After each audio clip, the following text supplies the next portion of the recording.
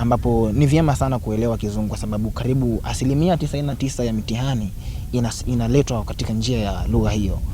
Na kwamba kufikia kipindi hiki ambacho nina graduate najisikia mwenye furaha sana. And it has really helped me a lot in terms of speaking.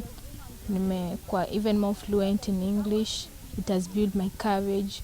And I can speak in front of people, that is. The impact I've seen in these students is I've seen students who could not talk in front of others.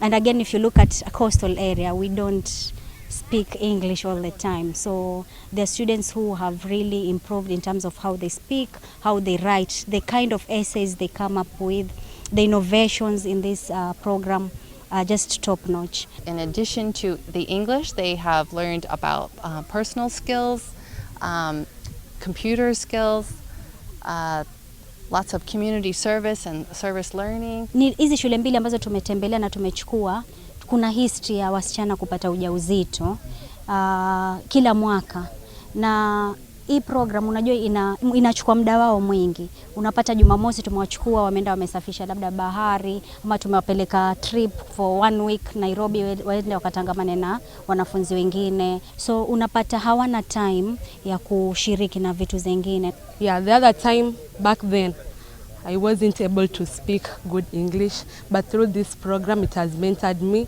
it has helped me grow to this level. So now I can act as a good role model, sometimes I can act as a mentor and advise my fellow students back in campus.